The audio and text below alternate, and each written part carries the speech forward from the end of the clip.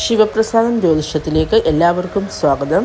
ഇന്ന് നമ്മളിവിടെ പറയാൻ പോകുന്ന വിഷയം എന്ന് വെച്ചാൽ മിഥുനക്കൂറുകാർക്ക് എങ്ങനെയാണ് ഈ വ്യാഴമാറ്റം മൂലം ഉണ്ടാകുന്ന ഫലങ്ങളെന്നാണ്.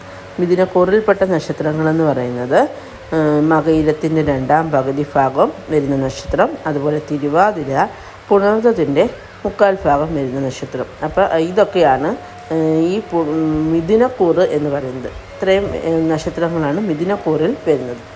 മിഥുനക്കൂറുകാർക്ക് വ്യാഴം 11-ൽ നിന്നിരുന്നതാണ്, പക്ഷേ ഇപ്പോൾ 12-ലോട്ടാണ് വന്നിരിക്കുന്നത്. അപ്പോൾ എല്ലാ കാര്യങ്ങളിലും അല്പം കുഴപ്പങ്ങൾ, അതായത് ദോഷങ്ങളുടെ ഒരു കാലഘട്ടം ആണ് എന്ന് തന്നെ പറയാം. കാര്യമെന്ന് വെച്ചാൽ മിഥുനക്കൂറ് 12ാം ഭാവത്തിലോട്ട് വ്യാഴം വരുന്നത് അത്ര ശുഭമായിരിക്കില്ല. എന്നാലും നമ്മുടെ പ്രാർത്ഥനയുടെ ഫലമായിട്ട് എല്ലാ ദോഷങ്ങളിൽ നിന്ന് നമുക്ക് രക്ഷ നേടാൻ സാധിക്കുന്നതാണ്. അപ്പം മിഥുനക്കൂറുകാർക്ക് 12-ലോട്ടാണ് വ്യാഴം വന്നതെന്ന് പറഞ്ഞ് വലിയ ടെൻഷനൊന്നും അടിക്കേണ്ട കാര്യമില്ല. കാര്യം അതിലുപരി നമ്മൾ പ്രാർത്ഥിക്കുക, ഭഗവാനെ പ്രാർത്ഥിക്കുക. ഭഗവാനിൻ്റെ കൊണ്ടുള്ള ആ ഒരു പ്രാർത്ഥന മൂലം നമ്മുടെ ദോഷങ്ങളൊക്കെ ഭഗവാൻ തീർത്ത് തരുന്നതായിരിക്കും.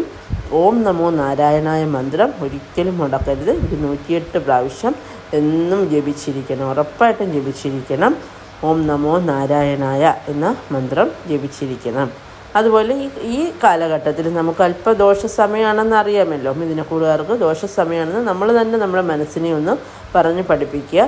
എന്നിട്ട് നമ്മൾ ഈ പറയുന്ന ഓരോ കാര്യങ്ങളിലും ഒന്ന് ശ്രദ്ധ ചെലുത്തിയേക്കുക.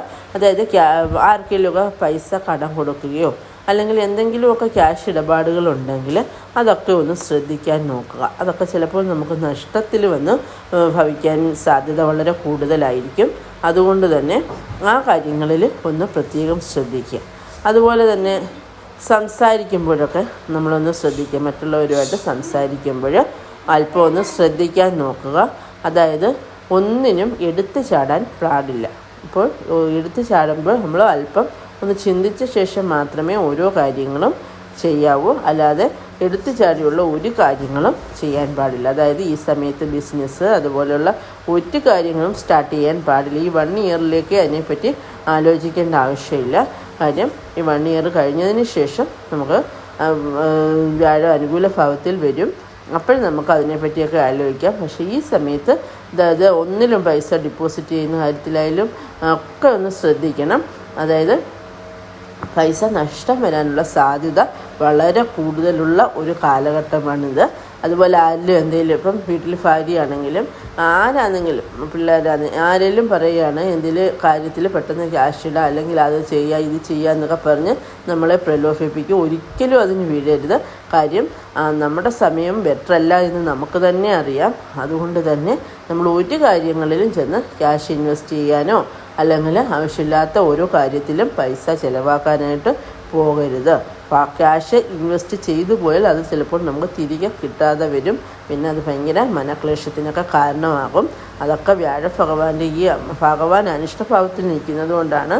അതുകൊണ്ട് തന്നെ ഭഗവാനെ ഭജിക്കുക. എത്ര വലിയ ദോഷവും ഭഗവാൻ മാറ്റി തരുന്നതായിരിക്കും. അപ്പോൾ ഈ കാര്യമൊക്കെ ഒന്ന് ശ്രദ്ധിക്കാനാണ് പറയുന്നത്. കാര്യം അതൊക്കെ ഒന്ന് ശ്രദ്ധിച്ചിരുന്നാൽ നമ്മുടെ ജീവിതത്തിൽ വരുമ്പോഴും നമുക്ക് അത് മനസ്സിലാക്കാൻ സാധിക്കും. മനസ്സിലാക്കി അത് പെരുമാറാൻ നമുക്ക് സാധിക്കുന്നതാണ്. അതുപോലെ തന്നെ വാഹനങ്ങളൊക്കെ ഓടിക്കുമ്പോൾ പ്രത്യേകം ശ്രദ്ധിക്കുക. ആക്സിഡൻറ്റ്സ് അതുപോലുള്ളൊക്കെ കാര്യങ്ങൾ വരാൻ സാധ്യത വളരെ കൂടുതലുള്ള ടൈമാണ്. അതുകൊണ്ട് വാഹനങ്ങൾ, പ്രത്യേകിച്ച് രാത്രികളിലുള്ള വാഹനങ്ങളിൽ യാത്ര അത്ര നല്ലതല്ല. അത് ഒഴിവാക്കുന്നതായിരിക്കും ഈ ടൈമിൽ നല്ലത് കഴിവതും. അതുപോലെ മറ്റുള്ളവരുമായിട്ട് കഴിവതും കലഹിക്കാനൊന്നും പോകാതിരിക്കുക. ഇങ്ങോട്ട് ആരെങ്കിലും കലഹിക്കാൻ വന്നാൽ തന്നെ മൗനം ഭജിക്കുക, അത്രമാത്രം. അല്ലാതെ നമ്മൾ കലഹത്തിന് പോകാതിരിക്കുക.